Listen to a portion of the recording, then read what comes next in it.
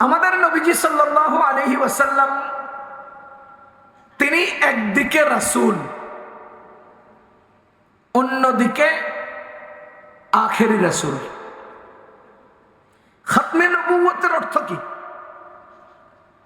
খতম মানি শেষ, আর নবুয়ত মানি রিসালাত। তো মুহাম্মদুর রাসূলুল্লাহ নবীও শেষ নবীও। বলেন, মুহাম্মদুর রাসূলুল্লাহ শুধু নবী না নবীও শেষ নবীও? রাসূল সাল্লাল্লাহু আলাইহি ওয়াসাল্লাম শুধু রাসূল নন, তিনি শেষ রাসূল। তিনি শুধু রাসূল নন, তিনি সকল রাসূলগণের সর্দার। তিনি শুধু রাসূল নন, তিনি আল্লাহর পরে সর্বোচ্চ মর্যাদার অধিকারী মানুষ। আমি আজকে তার রাসূল হওয়া, শেষ রাসূল হওয়া, সর্বশ্রেষ্ঠ মর্যাদার অধিকারী হওয়া ইত্যাদি বিষয়ে আপনাদের সামনে খুব সংক্ষেপে আলোচনা করব। তিনি রাসূল। আল্লাহ তাআলা বলেন মুহাম্মাদুর রাসূলুল্লাহ। সূরা ফাতহের মধ্যে আছে মুহাম্মাদুর রাসূলুল্লাহ। মুহাম্মদ আল্লাহর রাসূল। কে বলেছেন? তাহলে রাসূল হয় কার? বলেন না, রাসূল হয় কার? আল্লাহর। আর মুহাম্মদ রাসূল একথা কে বলেছেন? সুতরাং কোরআনের অকাট্য আয়াত দ্বারা, আল্লাহর অকাট্য আয়াত দ্বারা, বর্ণনার বাণী দ্বারা আমরা সুনির্দিষ্টভাবে একথা জানতে পারলাম যে মুহাম্মদ আল্লাহর রাসূল। মুহাম্মদ কার রাসূল? দ্বিতীয় নম্বর, কালিমায়ে শাহাদাতের মধ্যে আমরা শিখলাম কি? ওয়া আশহাদু আন্না মুহাম্মাদান আবদুহু ওয়া রাসূলুহু। আমরা আরো সাক্ষী দিচ্ছি যে মুহাম্মদ আল্লাহর বান্দা ও রাসূল। বুনিয়াল ইসলামু আলা খামস, শাহাদাতু আল্লা ইলাহা ইল্লাল্লাহ ওয়া আন্না মুহাম্মাদার রাসূলুল্লাহ। এই হাদিস দ্বারাও প্রমাণিত হয় মুহাম্মদ আল্লাহর রাসূল। এবার আসেন মুহাম্মদ শেষ রাসূল।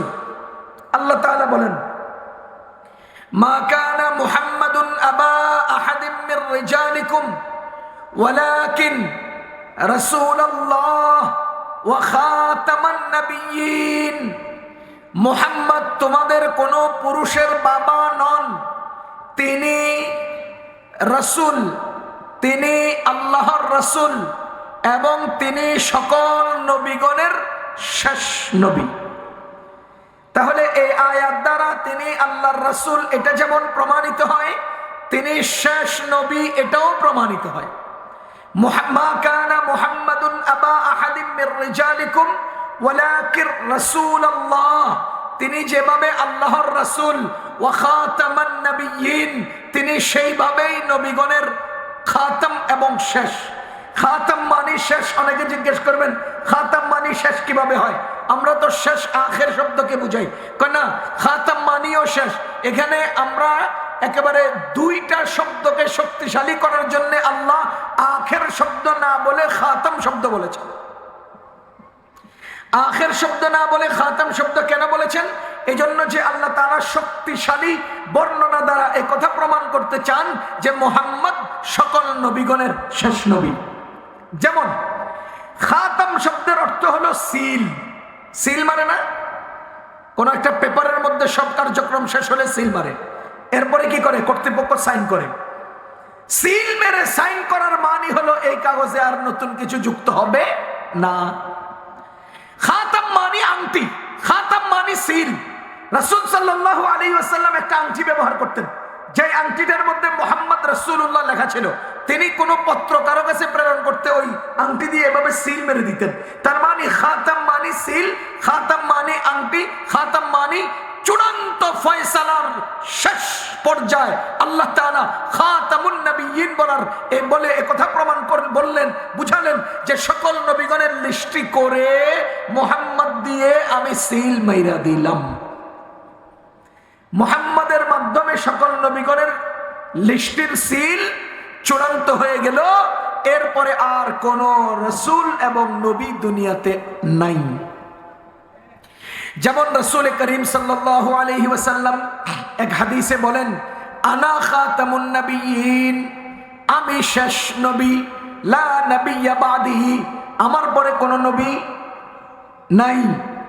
অনেকেই বলেন আমার পরে কোন নবী আসবেন না। না, লা নবিয়্যা বাদি মানে আমার পরে কোন নবী নাই। এখানে ছাত্র ভাইয়েরা যারা আছেন তারা বলতে পারবেন, লা লাইনফি জিন্স, লাইনফি জিন্স পুরা জাতি আর প্রকৃতিকে নফি করার জন্য আসা। লা নবিয়্যা, নবী প্রকৃতির কিছুই আর দুনিয়াতে নাই। লা নবিয়্যা বাদি, লাইনফি জিন্স, কোন নবী দুনিয়াতে আর নাই, আসবেন না, প্রশ্ন এটা নয়, নাই।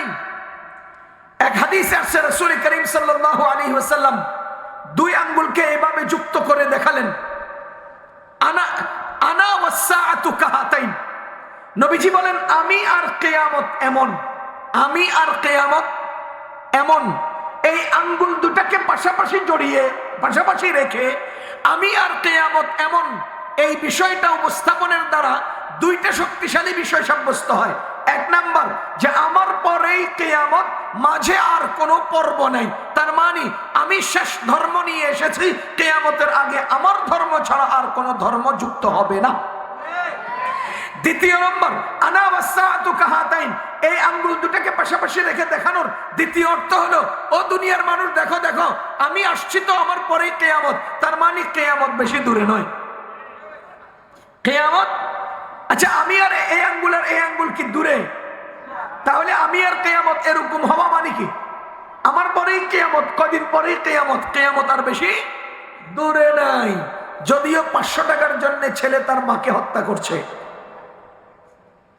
যদিও আরেকজনের জায়গা দখল করে মানুষ লাঠি দিয়ে পিটিয়ে মাথা ফাটিয়ে দিচ্ছে, যদিও নিজের সব সম্পত্তি ফেলে রেখে কলা পাতায় শুইতে হবে এই চিন্তা ছেড়ে দিয়ে মানুষ দুনিয়া কামাইয়ের জন্য বিমূঢ় হয়ে পড়েছে। আমরা সারা জীবন বলে আসছি দুনিয়ার সম্পদ আখেরাতে কামে লাগে না, সারা জীবন ওয়াজ করছি দুনিয়ার সম্পদ আখেরাতে কামে লাগে না। এখন তো এই আওয়ামী লীগের মানিক সাহেবদের সম্পদ দুনিয়াতেই কাজে লাগে না।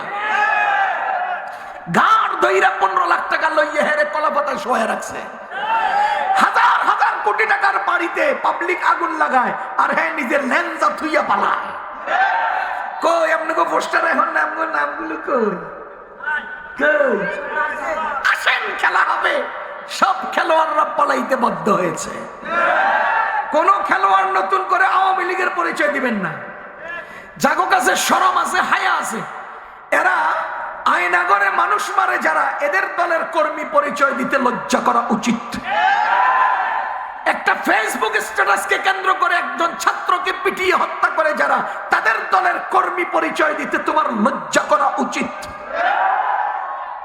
হায়া যদি থাকে জিন্দগিতে আওয়ামী লীগের পরিচয় দিবে না। আর যদি নির্লজ্জ হয়, বেহায়া হয়, আমি চোর, এখন তো চোরগো আবার গলা উঁচা, যদি নির্লজ্জ আর বেহায়া হয়, হ্যাঁ মাথার উপরে ফোলা ভাইনে ফ্যান খুললা মুচ্চা দিছে, এর চেয়ে জঘন্য লজ্জার আর কি আছে? বেটা তো কি আছে? তোর তো ফাঁসি দিয়ে মরে যাওয়া উচিত। শুনিস কথা কান? তো আনা ওয়াসসাআতু কাহাতাইন, আমি আর কিয়ামত এমন, তার মানে আমার আর কিয়ামতের মাঝখানে কিছু নাই, কোন ধর্ম নাই, কোন নবী নাই, কোন রাসূল নাই, আমি শেষ, আমার পরে আর কেউ নাই। কে বলেছেন? মুহাম্মদুর রাসূলুল্লাহ সাল্লাল্লাহু আলাইহি ওয়াসাল্লাম।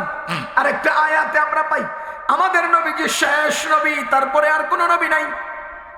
যেমন আল্লাহ তাআলা বলেন, আল্লাযীনা ইউমিনুনা বিল গায়বি ওয়া ইউকিমুনাস সালাহ ওয়া মিম্মা রাযাকনাহুম ইউনফিকুন والذين يؤمنون بما أنزل إليك وما أنزل من قبلك والذين يؤمنون بما أنزل إليك, আর যারা আপনার উপর নাযিলকৃত কিতাবে বিশ্বাস করে, ওয়ামা উনজিলা মিন ক্বাবলিকা, আপনার পূর্ববর্তীদের উপর নাযিলকৃত কিতাবে বিশ্বাস করে, তারা হলো ঈমানদার, তারা হলো মুত্তাকি।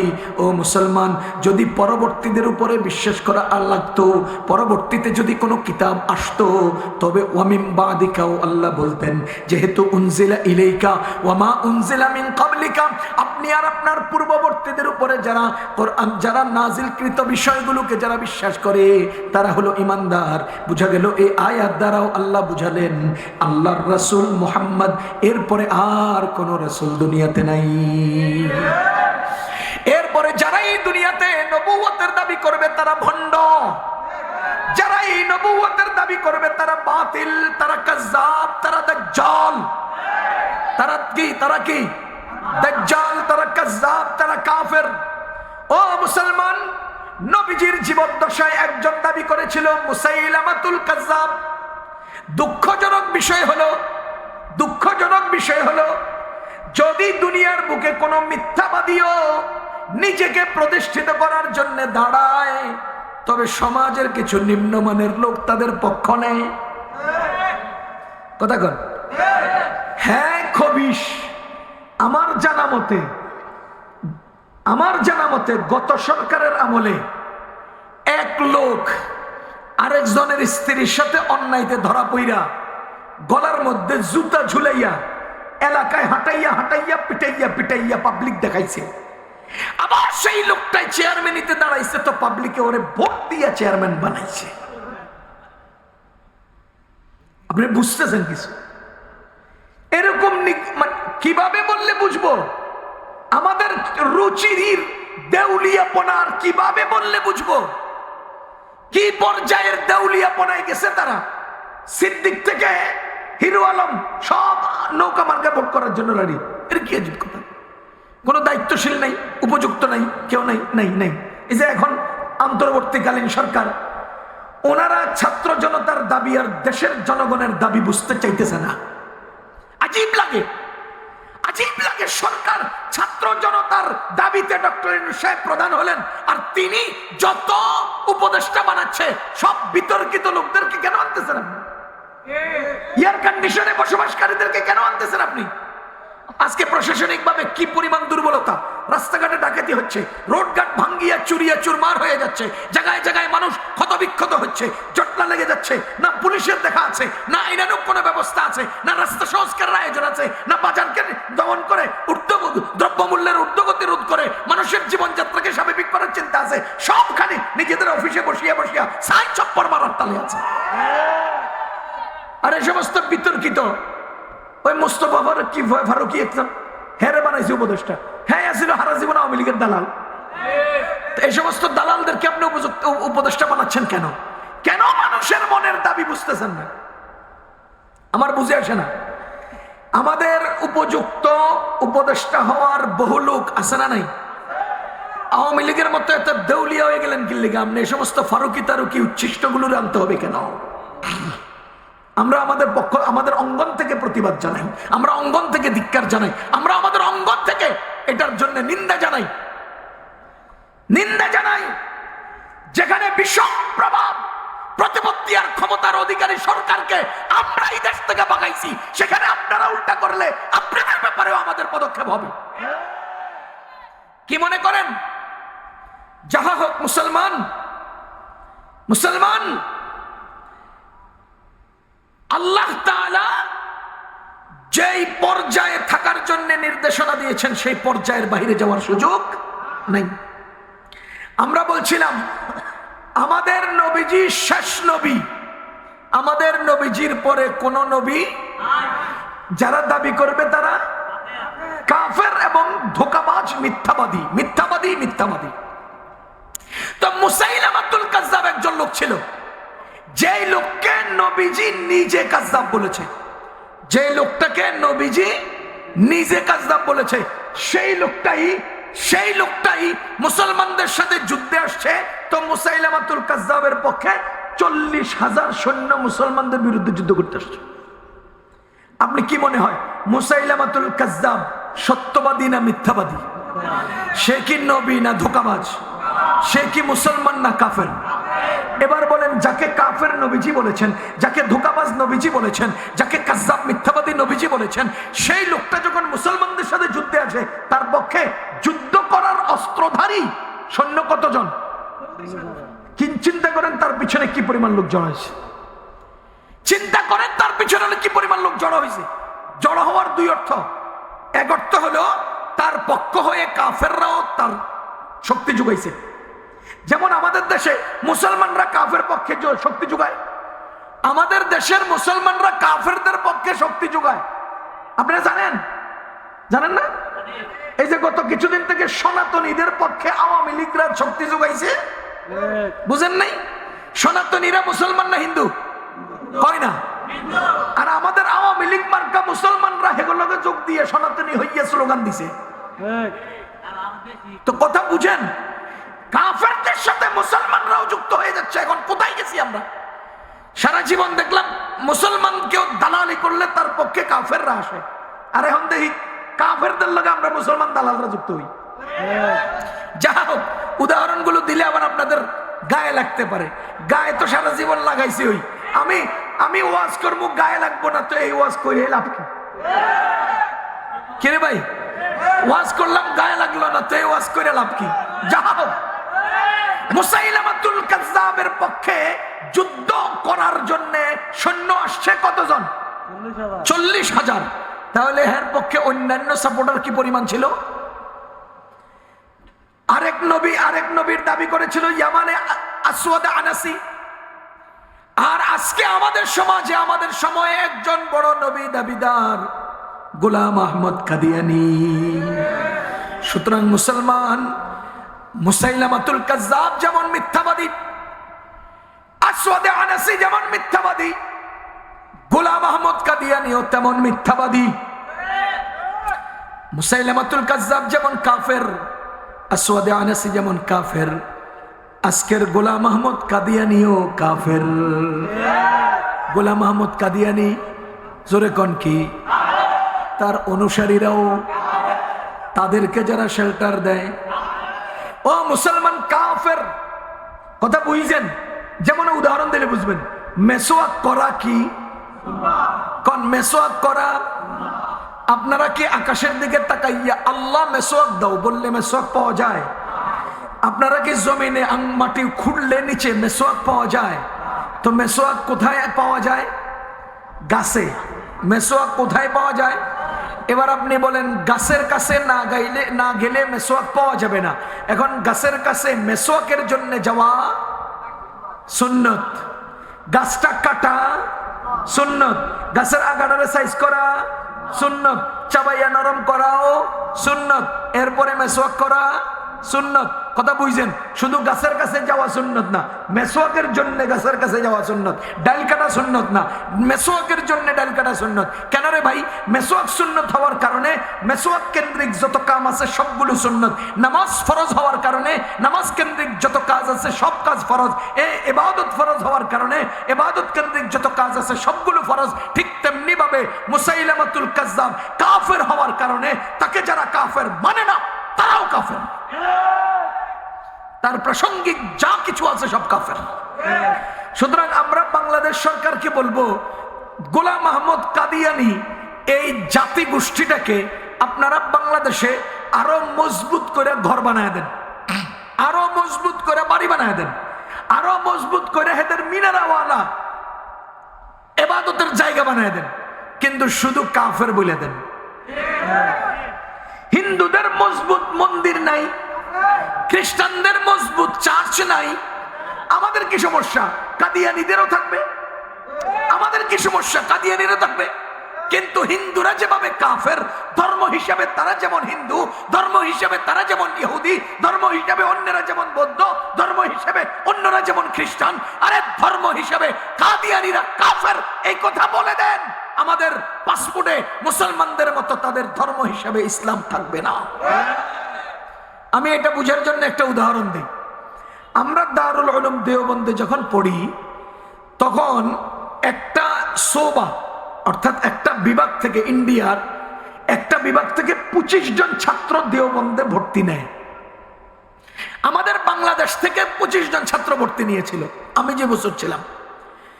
তো আমাদের 65 জন ছাত্র এমদাদি দাখিলা পেয়েছে।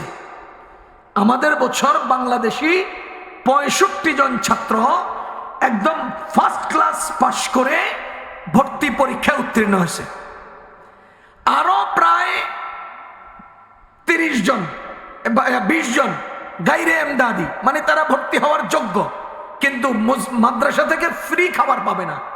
মোটামুটি প্রায় 95 জন ছাত্র আমাদের ক্লাসে আমাদের বছর ভর্তি হওয়ার পরীক্ষায় পাশ করছে। 65 জন পাশ করছে মাদ্রাসা থেকে ফ্রি খাবার সহ, কিন্তু ছাত্র ভর্তি নিছে 25 জন। আমাদের থেকে ছাত্র নিছে কতজন? 25 জন। আমার কাছে ডায়েরি আছে, এখন আপনারা দেখতে পারবেন 25 জন।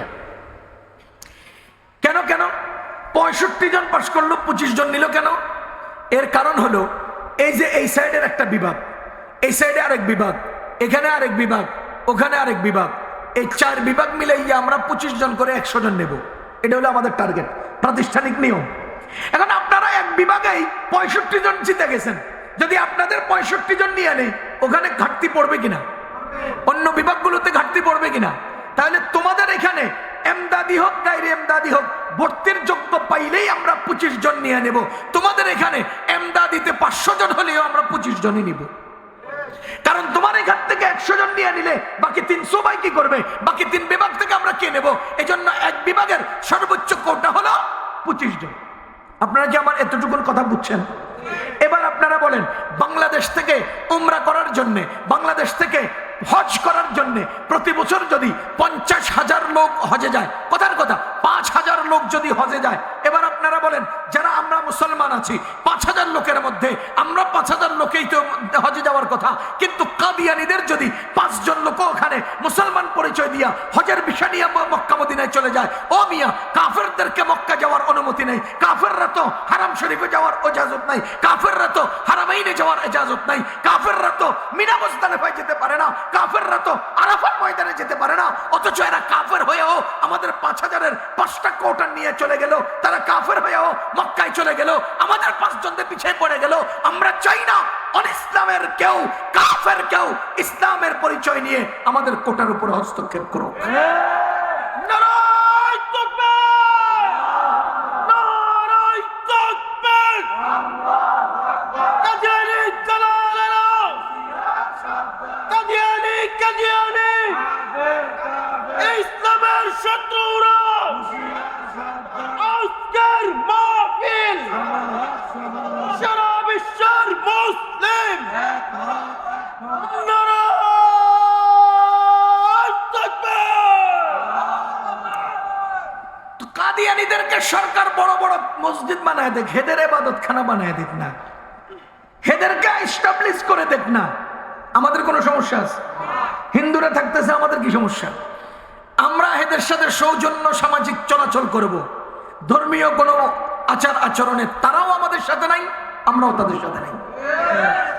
যাহা হোক, আমাদের নবীজির পরে কোনো নবী নাই। আমাদের নবীজি রাসূলও শেষ রাসূলও, নবীও শেষ নবীও, এবং আমাদের নবীজি সর্বোচ্চ মর্যাদার অধিকারী। আমাদের নবীজি সর্বোচ্চ মর্যাদার অধিকারী। সবাই বলেন আমাদের নবীজি, বলেন বলেন, সর্বোচ্চ মর্যাদার অধিকারী। মুসলমান আমাদের নবীজি সাল্লাল্লাহু আলাইহি ওয়াসাল্লামকে সর্বোচ্চ মর্যাদার অধিকারী প্রমাণের জন্য আল্লাহ তাআলা একটা ঐতিহাসিক ঘটনা ঘটিয়েছেন, যা আদম আলাইহিস সালাম থেকে হযরতে ঈসা আলাইহিস সালাম পর্যন্ত আর কারো বেলায় ঘটে নাই। আমি আপনাদেরকে খেয়াল করে শোনার অনুরোধ করছি, খুব সহজে বুঝেন। আদম আলাইহিসসালাতু ওয়াসসালাম সর্বোচ্চ মর্যাদার অধিকারী ছিলেন, সর্বযুগে নন, শুধুমাত্র তার যুগে। হযরতে ইব্রাহিম আলাইহিসসালাতু ওয়াসসালাম সর্বোচ্চ মর্যাদার অধিকারী ছিলেন, সর্বযুগে নয়, শুধুমাত্র তার যুগে। হযরতে নূহ আলাইহিসসালাতু ওয়াসসালাম সর্বোচ্চ মর্যাদার অধিকারী ছিলেন, সর্বযুগে নয়, শুধুমাত্র তার যুগে। কথা বুঝতেছেন না আপনারা? বলেন তো, বাংলাদেশে এখন সবচেয়ে বড় মর্যাদার লোকটা কে? ইনু সাহেব। গত 15 বছর কে ছিল? তাইলে আজকে হাসিনা সর্বোচ্চ মর্যাদার অধিকারী, আগামীকালকে ইউনূস সাহেব সর্বোচ্চ মর্যাদার অধিকারী থাকবেন? না না না, এক একজন এক একটা সময়ের জন্য মর্যাদা পান, এক একজন এক একটা নির্ধারিত সময় সীমার জন্য মর্যাদার আসন পান। মনে রাখবেন, সকল নবীগণ সর্বোচ্চ মর্যাদার অধিকারী তাদের যুগে মূসা আলাইহিস সালাম সর্বোচ্চ মর্যাদার অধিকারী ছিলেন তাদের যুগে, ঈসা আলাইহিস সালাম সর্বোচ্চ মর্যাদার অধিকারী ছিলেন তার যুগে। কিন্তু আমাদের নবীজি সর্বোচ্চ মর্যাদার অধিকারী শুধু নবীজির যুগে নন, সর্বযুগে। বলেন তো আমাদের নবীজি মর্যাদায় কোন পর্যায়ে? সর্বোচ্চ মর্যাদায়। কতদিনের জন্য? সর্বযুগের, সর্বকালের। কথা বুঝতেছেন নি আপনারা?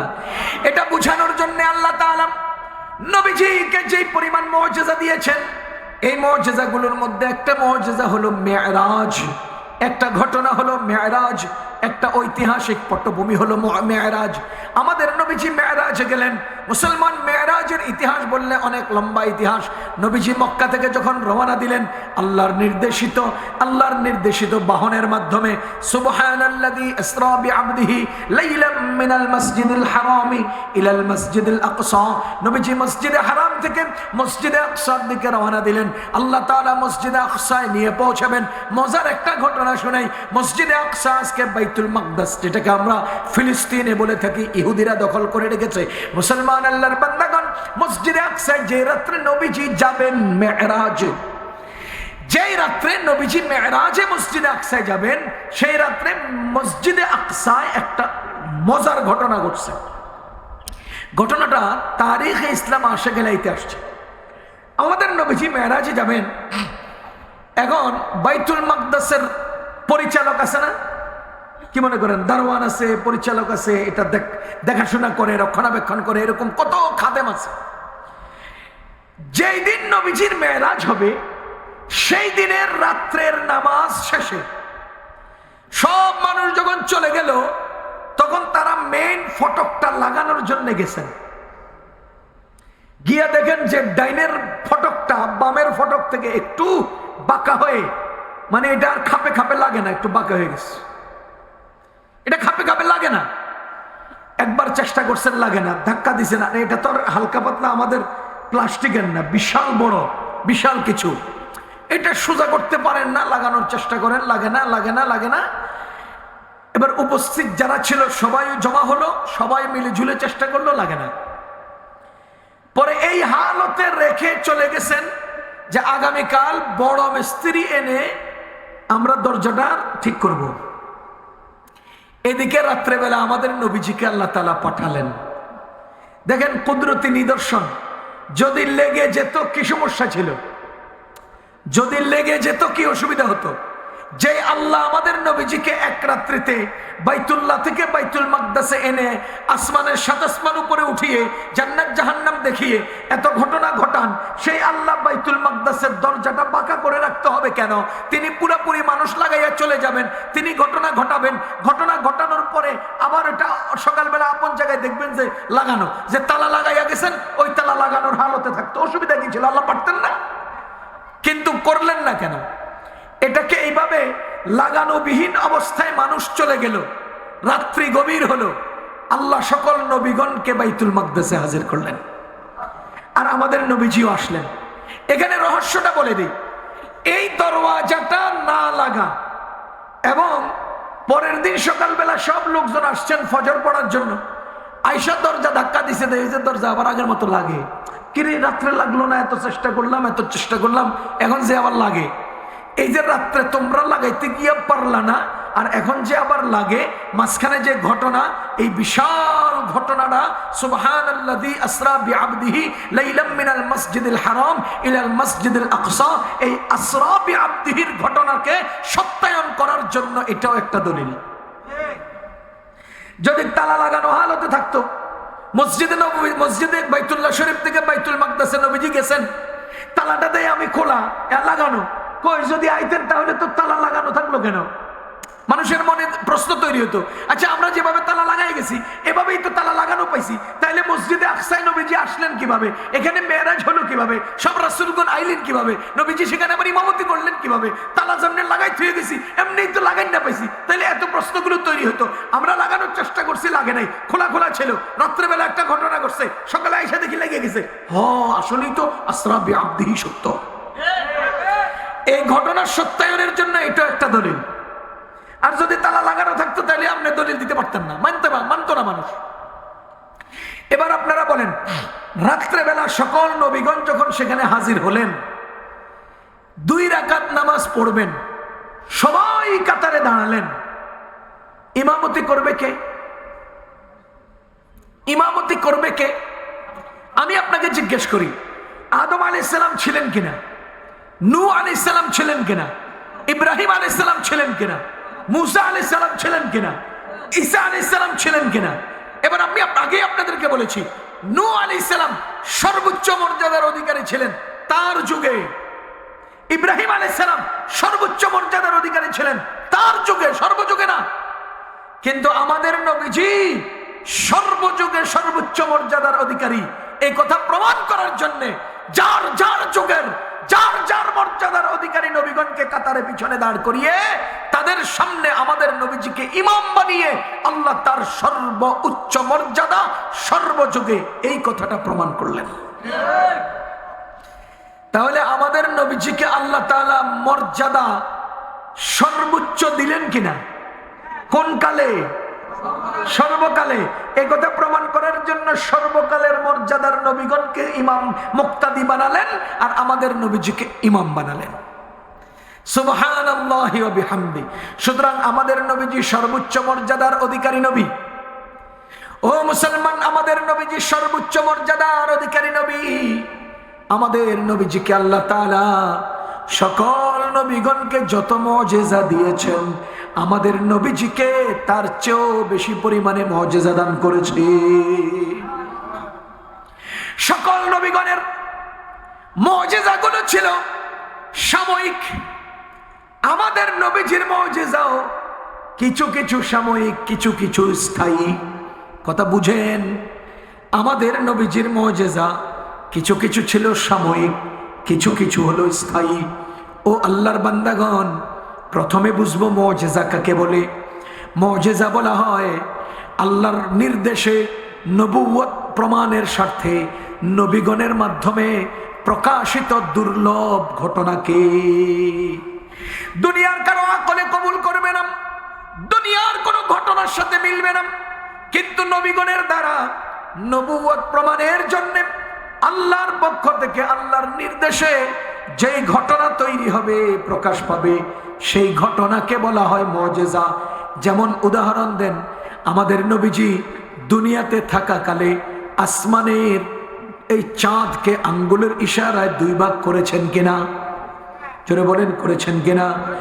এখন আপনারা বলেন তো, চাঁদকে 2 ভাগ করলেন কে? নবীজি? না না না, আল্লাহ করেছেন। নবীজি কি করেছেন? নবীজি এসে বললেন, আমি তোমাদের রাসূল, আল্লাহ আমাকে তোমাদের জন্য রাসূল বলে পাঠিয়েছেন। তখন মক্কার কাফেররা বলল, তুমি যে রাসূল, এটার কি প্রমাণ? দেখেন, রিসালাতের পক্ষে প্রমাণ চায়। তখন নবীজি রিসালাত এবং নবুয়তের পক্ষে প্রমাণ দেওয়ার জন্য তাদেরকে জিজ্ঞেস করলেন, তোমরা আমি যে রাসূল এটা বিশ্বাসের জন্য কি প্রমাণ দরকার? তখন তারা বলল, যদি তুমি রাসূল হও, দেখি আকাশে ওই যে উদিত চন্দ্রটা, এটাকে যদি তোমরা 2 ভাগ করে দিতে পারো, তাহলে আমরা বিশ্বাস করব তুমি আল্লাহর রাসূল। এবার দেখেন, আমাদের নবীজি প্রথম দাবি করেছেন, আমি আল্লাহর পক্ষ থেকে প্রেরিত রাসূল। কাফেররা সেই দাবি মানে নাই। এই দাবি মানানোর পক্ষে নবীজি বললেন যে তোমাদের কি প্রমাণ দরকার? তখন তারা বলল, আকাশের চাঁদকে 2 ভাগ করে দাও। আমাদের নবীজি দ্বিতীয় নম্বর কাজ করলেন, নিজের আঙ্গুলটাকে এইভাবে একটু নাড়া দিলেন, নিজের আঙ্গুলকে উপর থেকে নিচের দিকে নামালেন, আর আল্লাহর ইশারায় ওই চাঁদ 2 ভাগ হয়ে পাহাড়ের 2 পাশে চলে গেল। মুসলমান, আমাদের নবীজির পক্ষে, ওই নবুয়তের প্রমাণের পক্ষে এই দুর্লভ ঘটনা ঘটলো। এই ঘটনাকে বলা হয় মুজিজা। তাহলে নবীগণের পক্ষ থেকে নবুয়ত প্রমাণের জন্য, বুঝেন, নবীগণের পক্ষ থেকে নবুয়ত প্রমাণের জন্য আল্লাহর ইশারায় যে দুর্লভ ঘটনার সৃষ্টি হয়, ওই ঘটনাকে বলা হয় মুজিজা। যেমন ইব্রাহিম আলাইহিস সালাম জ্বলন্ত আগুনে পড়ে সেখান থেকে অক্ষত উঠে আসলেন, এটা ওনার মুজিজা। নূহ আলাইহিস সালাম এই মহাপ্লাবনের মধ্যে নৌকায় উঠে কিছু মানুষকে বাঁচিয়ে নিজে বেঁচে গেলেন, এটা ওনার মুজিজা। মুসা আলাইহিস সালাম লাঠি দিয়ে ইশারা করলেন, লাঠিতে আঘাত করলেন, তো ওনার রাস্তা তৈরি হয়ে গেল, এটা ওনার মুজিজা। রাসূল সাল্লাল্লাহু হযরত মুসা আলাইহিস সালাম হাতের লাঠি জমিনে ফেললে সাপ হয়ে যেত, তিনি হাতে স্পর্শ করলে আবার লাঠি হয়ে দাঁড়িয়ে যেত, এটা ওনার মুজিজা। মুসা আলাইহিস সালাম পকেটে হাত ঢুকাইয়া হাতটা বের করলে ওই হাত সাদা চকচক করত, এটা ওনার মুজিজা। আমাদের নবীজি এর চেয়ে বেশি পরিমাণে মুজিজা পেয়েছেন। কিন্তু মুসা আলাইহিস সালামের মুজিজা চিরস্থায়ী না সাময়িক সময়ে? আমাদের নবীজির চাঁদ দ্বিখণ্ডিত হওয়ার মুজিজা চিরস্থায়ী না সাময়িক সময়ে? সাময়িক সময়ে। আমাদের নবীজির আঙ্গুল থেকে পানি বের হয়েছে, 5 আঙ্গুল থেকে ঝর্ণার মতো পানি বের হয়েছে, এটা কি স্থায়ী মুজিজা না সাময়িক? তাহলে আমাদের নবীজি থেকেও সাময়িক সময়ের মুজিজা প্রকাশ পেয়েছে। কিন্তু আমাদের নবীজির আবার স্থায়ী মুজিজাও আছে, যেমন কোরআন। কোরআন আমাদের নবীজির মুজিজা, শ্রেষ্ঠ মুজিজা, চিরস্থায়ী মুজিজা। বলেন, আল্লাহ তাআলা কোরআন নাজিল করে সারা দুনিয়াকে অক্ষম বানিয়েছে। আজও দুনিয়া কোরআনের সামনে অক্ষম, কিয়ামত পর্যন্ত দুনিয়া কোরআনের সামনে অক্ষম। কোরআনের বেলায় আল্লাহ তাআলা কি বলেন? ওয়াইন কুনতুম ফি রাইবিম মিম্মা নাযালনা আলা আবদিনা, আমি যে নাজিল করলাম কিতাব আমার বান্দার উপর, যদি তোমরা এই ব্যাপারে সন্দিহান হও, ফাতু বিসূরাতিম মিন মিথলিহি, একটা মাত্র সূরা নিয়ে আসো, ওয়াদউ শুহাদাআকুম মিন দুনিল্লাহি, আল্লাহ ছাড়া তোমরা দুনিয়াতে আর যত মূর্তিকে খোদা মানো, মানুষকে খোদা মানো, সমস্ত মানুষ আর মূর্তিদেরকে নিয়ে আসো। ফাদউ শুহাদাআকুম মিন দুনিল্লাহি ইন কুনতুম সাদিকিন, যদি তোমরা তোমাদের দাবিতে সত্যবাদী হও। ও মুসলমান, খেয়াল করেন, আল্লাহ তাআলা বলেন, আমি আমার বান্দার উপরে যে কোরআন নাজিল করেছি, এই কোরআনে কোনো সন্দেহ নাই। ওই যে আয়াতের প্রথম সূত্রে আমি বলে দিয়েছিলাম, যালিকাল কিতাবু লা রাইবা ফি ওয়া ইন কুনতুম ফি রাইবিম মিম্মা নাযালনা আলা আবদিনা, আমি বললাম কোনো সন্দেহ নাই। এরপরেও যদি তোমরা সন্দিহান হও, আনো দেখি একটা সূরা, যদি আল্লাহকে বাদ দিয়ে দুনিয়ার সমস্ত ক্ষমতা, সমস্ত শক্তি, মহাশক্তি, পরাশক্তিকে সাথে নাও, নিয়ে নাও, এরপরেও তোমরা পারবা না।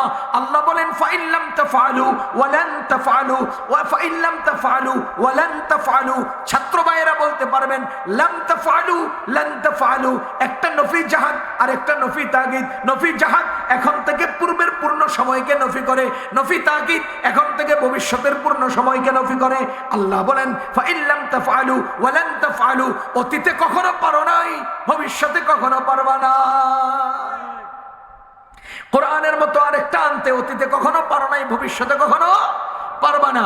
সূরা বনি ইসরাঈলে তো আল্লাহ বলেছেন, কুল লা ইন ইজতামাআতিল ইনসু ওয়াল জিন্নু, তুমি আপনি বলে দিন, যদি সমস্ত মানুষ জমা হয়, সমস্ত জিনেরা জমা হয়, কেন আলা আইয়াতু বিমিথলি হাযাল কোরআন, এই কোরআনের মতো আরেকটা আনার জন্য আল্লাহ বলেন, লা ইয়াতুনা বিমিসলিহি, কোরআনের মতো আরেকটা কখনোই আনতে পারবে না। আচ্ছা, কখনোই আনতে পারবে না। আমরা যদি পারস্পরিক একে অন্যকে সহযোগিতা করি, তাও না।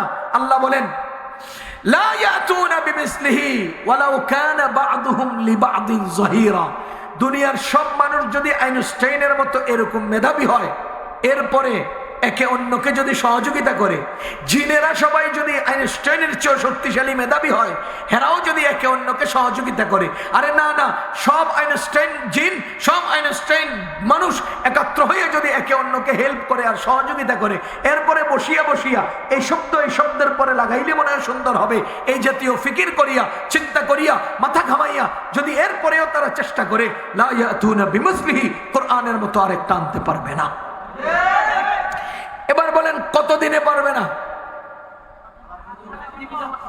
কিয়ামত পর্যন্ত। তাহলে এই কোরআন কতদিনের মুজিজা? চিরস্থায়ী মুজিজা। আমাদের নবীজির মুজিজাগুলোর মধ্যে কোরআন শরীফ হলো সর্বশ্রেষ্ঠ মুজিজা, এবং কোরআন শরীফ হলো সর্বযুগের চিরস্থায়ী মুজিজা।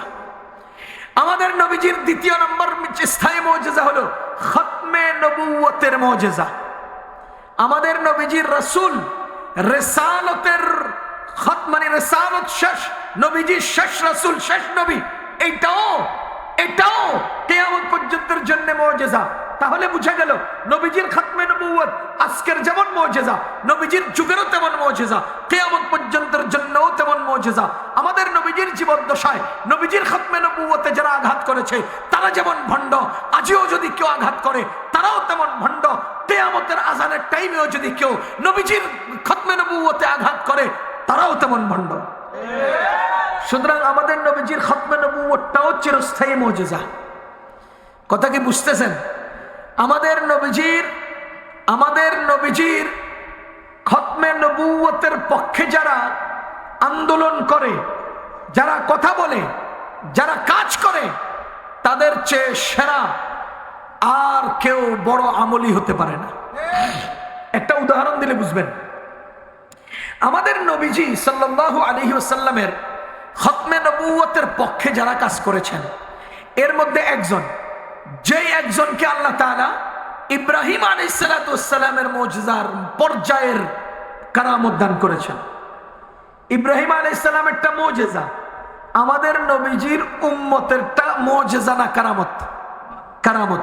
কারামত কাকে বলে জানেন? কারামত বলা হয় কোন একজন দিনদার মানুষের পক্ষ থেকে তার ইচ্ছার বাহিরে আল্লাহর ইচ্ছায় অপ্রত্যাশিত কোনো দুর্লভ ঘটনা তৈরি হওয়া, এটার নাম হলো কারামত। যদি তিনি রাসূল হন, নবী হন, তবে তার এই কর্মের নাম মুজিজা। আর তবে যদি তিনি উম্মত হন আর দিনদার হন, তবে তার প্রকাশিত এই ঘটনার নাম কারামত।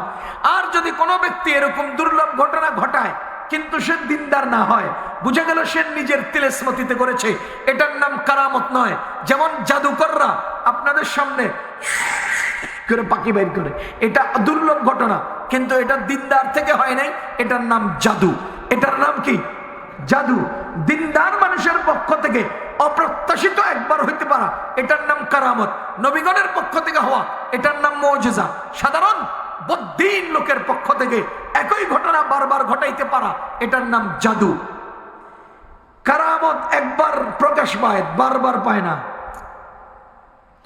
কারামত একবার প্রকাশ পায়, বারবার পায় না। আর জাদু বারবার দেখাইতে পারে।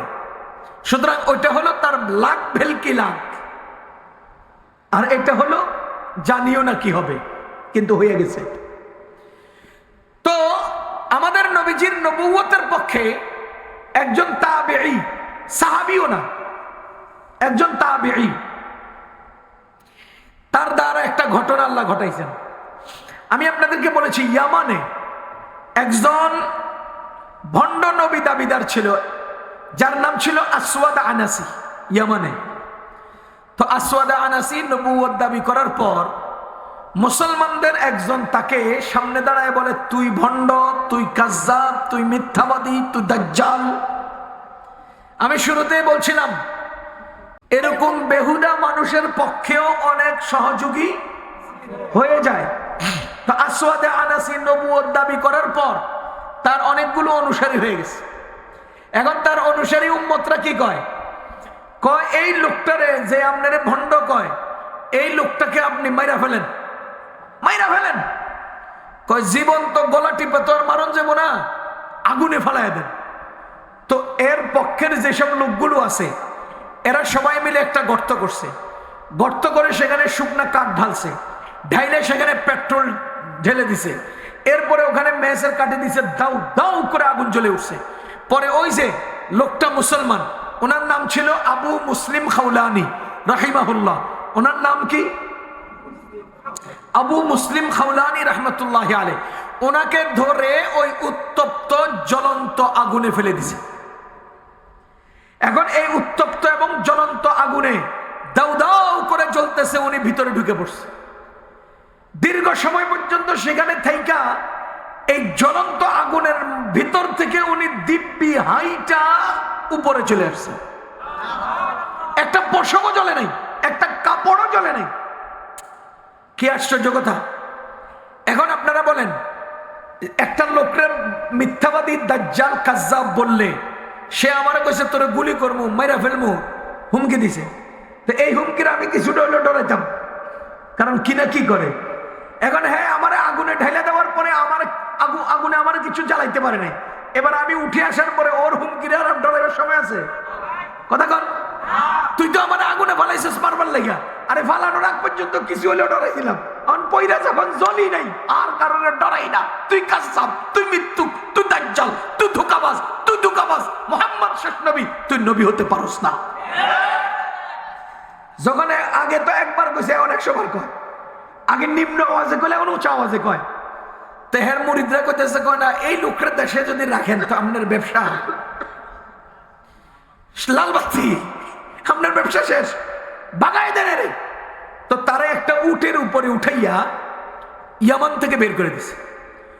উনি বলেন তো এখন ওনার গন্তব্য কোথায় হওয়া উচিত? ইসলামী রাষ্ট্র মদিনায়। আল্লাহর কি মহিমা, ততদিনে আমাদের নবীজির ইন্তেকাল হয়ে গেছে এবং সাহাবায়ে কেরামের ঐক্যবদ্ধ ইজমায়ের মাধ্যমে আবু বকর রাদিয়াল্লাহু তাআলা আনহু খলিফা হয়ে গেছেন। উনি তার উট নিয়ে মদিনায় আসলেন। মদিনায় এসে উটটাকে মসজিদে নববীর বাহিরে গাছের সাথে বেঁধে মসজিদে ঢুকে উনি নামাজে দাঁড়াইছেন। হযরত ওমর রাদিয়াল্লাহু তাআলা মসজিদে ঢুইকা দেখে একজন অপরিচিত অচেনা মানুষ। খেয়াল করেন, এই অচেনা মানুষটা দেখে ওমর রাদিয়াল্লাহু তাআলা চিন্তা করলেন যে লোকটা কে, কোত্থেকে আসলো, চিনলাম না। উনি পিছনে চুপচাপ বসে রইলেন। লোকে নামাজ শেষ করুক, এরপরে আমি হেরে জিগাবো তুমি করতে গাইছ।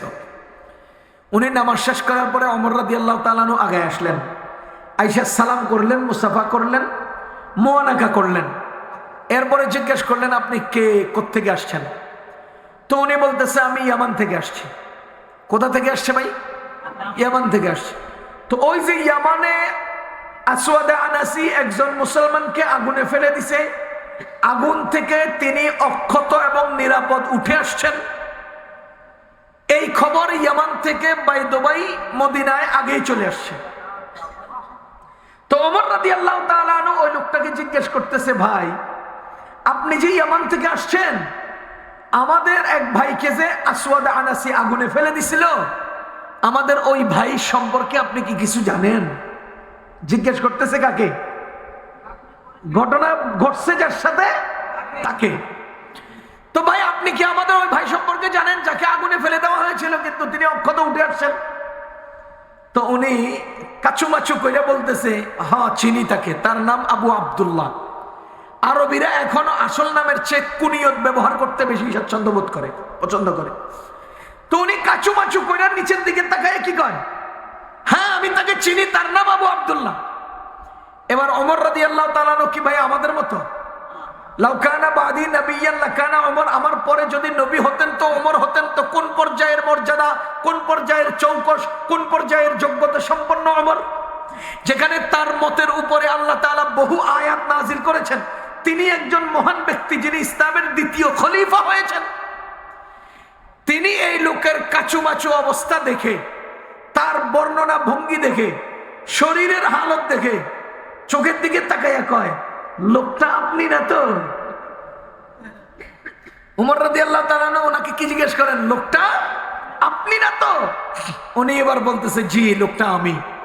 ওমর রাদিয়াল্লাহু তাআলা তাকে জড়িয়ে ধরে বুকে চাপিয়ে, কপালে চুমা খেয়ে, মুখে চুমা খেয়ে, সাথে করে ধরে আমিরুল মুমিনিন হযরত আবু বকর রাদিয়াল্লাহু তাআলার কাছে নিয়ে গেলেন। নিয়ে বললেন, আমিরুল মুমিনিন, আল্লাহর বড় মেহেরবানি যে হযরত ইব্রাহিম আলাইহিস সালামের সাথে যে ঘটনা ঘটেছে, এই জাতীয় একটা ঘটনা আমাদের নবীজির উম্মতের সাথে ঘটেছে। সেই লোকটাকে আল্লাহ আমাদের বুকে দেওয়া ছাড়া আমাদের মৃত্যু দেন নাই, এর চেয়ে কিসমতের আর কি আছে? মজার বিষয় হলো আবু বকর রাদিয়াল্লাহু তাআলা সব সময় যেই কোনো কাজে ওনাকে সাথে রাখতেন, ওমর রাদিয়াল্লাহু তাআলা সাথে রাখতেন। কিতাবে আসছে লম্বা হায়াত পেয়েছিলেন। মুআবিয়া রাদিয়াল্লাহু তাআলা যুগে ওনার ইন্তেকাল হয়েছে। যাহা হোক, এই ঘটনা থেকে আমরা কি পেলাম? নবুয়ত প্রমাণের স্বার্থে মিথ্যা নবী দাবিদারের বিরুদ্ধে যারা আন্দোলন করবে, জামানার জ্বলন্ত অগ্নিকুণ্ডের মতো ভয়ঙ্কর বিপদ থেকেও আল্লাহ কুদরতি হাতে হেফাজত করবেন। নবুয়তের, খাতমে নবুয়তের এই কাজ সবচেয়ে মর্যাদার কাজ, দামি কাজ। আল্লাহ তাআলা এই জাতীয় মর্যাদা এবং দামি কাজ আমাদেরকে করার তৌফিক দিয়েছেন। আমি দাবি করেছি আমাদের নবীজি সর্বোচ্চ মর্যাদার অধিকারী। দুনিয়াতেও, হাসরেও, জান্নাতেও। আমি একটা একটা উদাহরণ দিয়ে এরপরে আমি আমার কথা শেষ করবো।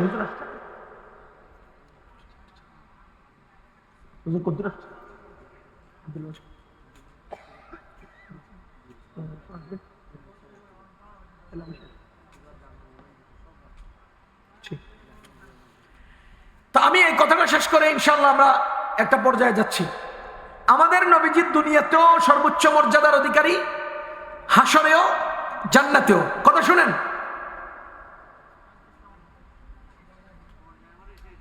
দরুদ শরীফ পড়ি। আল্লাহুম্মা সাল্লি আলা মুহাম্মাদ ওয়া আলা আলি মুহাম্মাদ কামা সাল্লাইতা আলা ইব্রাহিম ওয়া আলা আলি ইব্রাহিম ইন্নাকা হামিদুম মাজিদ।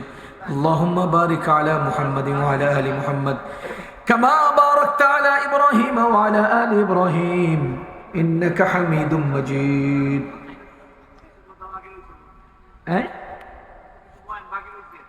থাক না, আজকে দিন তো আরো আছে।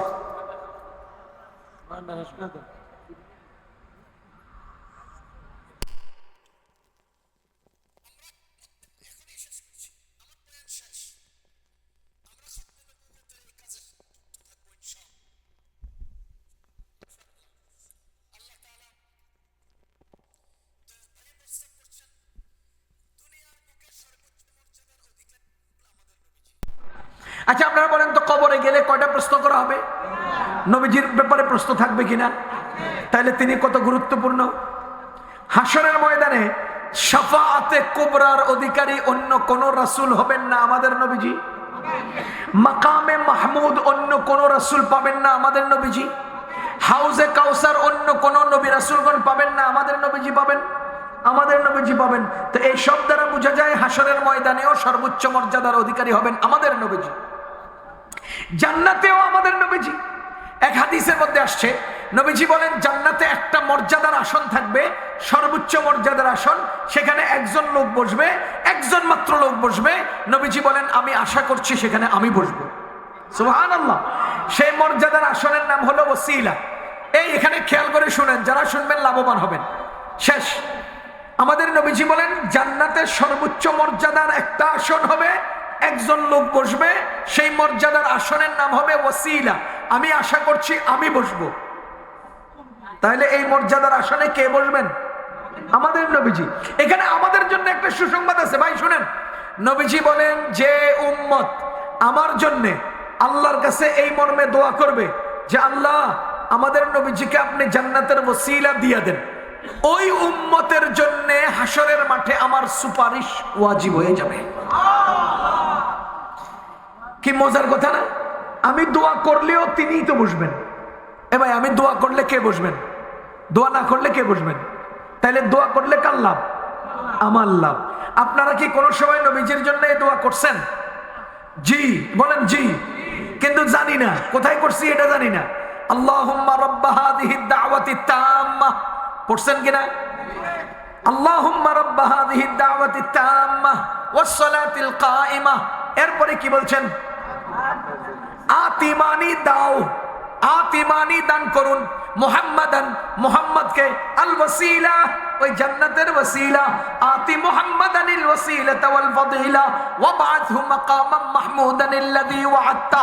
দেখেন, আমি আযানের পরের জবাবে যে দোয়া পড়ি, দোয়ার মধ্যে ওসিলার দোয়া আছে। যেই ব্যক্তি গুরুত্বের সাথে এই দোয়া পড়বে, দরুদ পড়বে, নবীজির সুপারিশ কিয়ামতের ময়দানে তার জন্য ওয়াজিব হয়ে যাবে।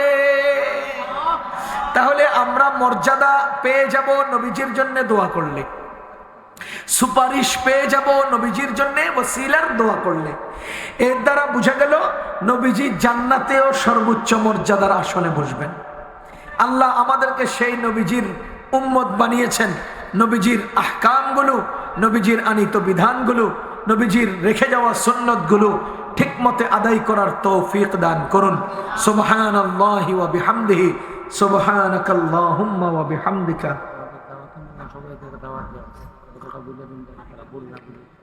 আশহাদু আল্লা ইলাহা ইল্লা আনতা আস্তাগফিরুকা ওয়া আতুবু ইলাইক। আমি আপনাদেরকে শুরুতে বলছি 9টা 15 মিনিটে আমি কাশপুর ব্রিজ পার হয়েছি। এরপরে মদনপুর দিয়া বামে যে রোডটা কিনা